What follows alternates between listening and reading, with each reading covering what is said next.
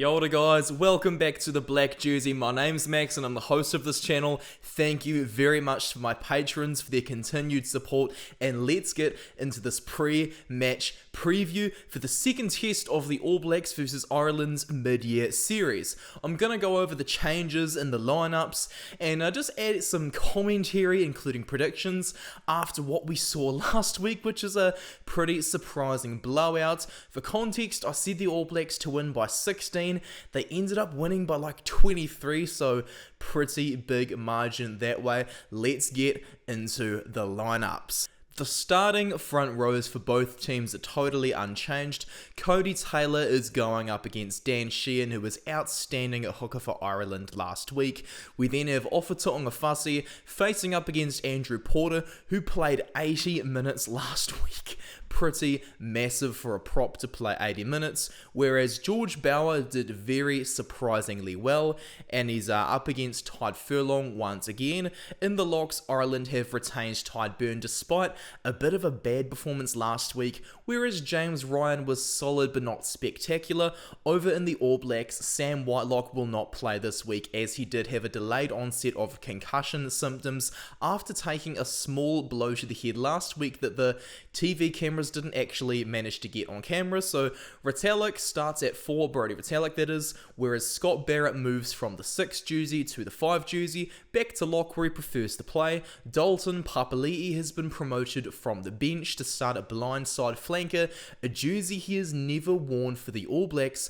He also has not managed to get any minutes on the depth chart for this jersey in the Foster era, so fingers crossed this can be okay as he normally plays open side, though he's tall enough to jump in the lineouts. Ireland have gone for Peter O'Mahony, stood in at captain for most of last week's game after Sexton came off.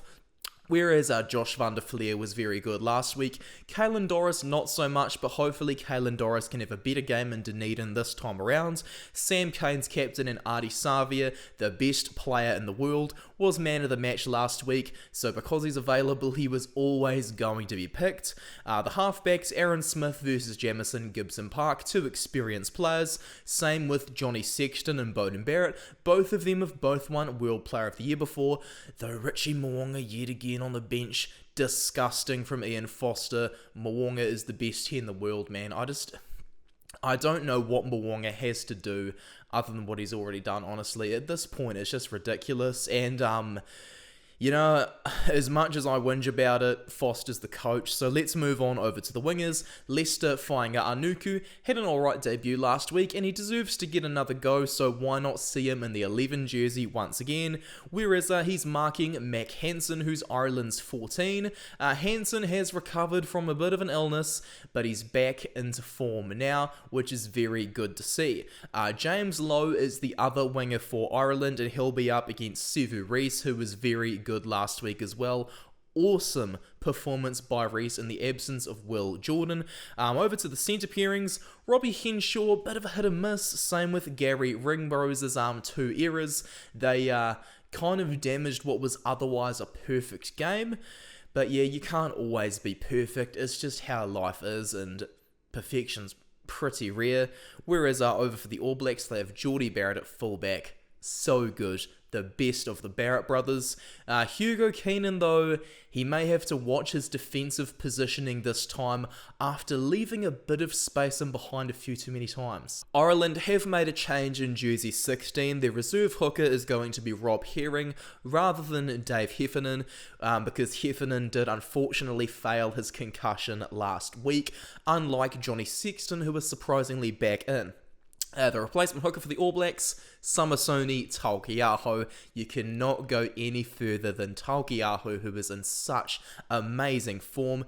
Cian Healy, who was named on the bench last week but didn't play, is there in jersey 17, as is Aidan Ross for the All Blacks. Ross had a bit of a horror leg injury in 2018 when he broke his ankle at just 22 years old, but he's back in form, and this year was his last chance to make the All Blacks. He has done it. At 26 years old, he will finally debut, and it's very fitting that Folau Fakatava is going to be replacing Aaron Smith off the bench, as Fakatava himself had a bit of a bad leg injury last year. He tore his ACL. So the two guys who have recovered from pretty bad leg injuries, are debuting together. Angus Ta'avao is the replacement tight head, while Finlay Bealham has recovered from illness to do the same thing for Ireland. Kieran Treadwell's back again, while Patrick Tuipulotu returns from Japan to take the field in Sam Whitelock's absence, as Tupou Vai is also being ruled out due to illness. Peter Gus Sawakula will therefore wear jersey 20,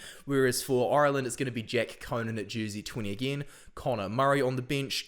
He'll be marking Falau Fakatava.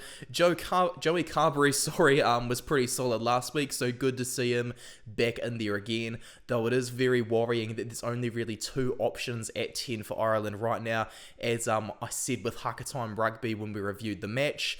Richie Mo'unga, once again, jersey 22.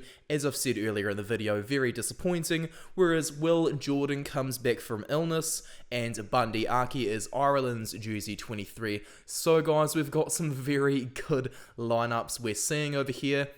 Tactically though, I do think the All Blacks can potentially go up a gear.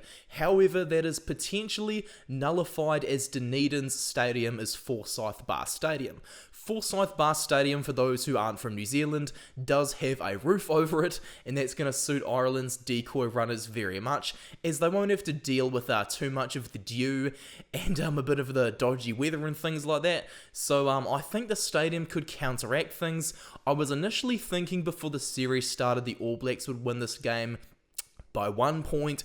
I'm kind of thinking they'll win by about 4-7, but I'm going to go for the All Blacks by 5 for this match to win the series. Realistically, yes, Ireland can win the series, but will they? No, I don't think they're going to win the series, so thank you very much for watching this preview ahead of the match, guys. Much appreciated. This is going to be an awesome match, and this time I'm going to review the game on Sunday rather than Monday, as I'm not watching this one live. Dunedin is a fair while away from where I live, so make sure to support me over on Instagram, and if you want to support me financially, you can go to my PayPal tip jar or become a patron. I've got my own website for opinion journalism as well. Thank you so much for joining me here on this video, guys. Much appreciated. I'll see you later.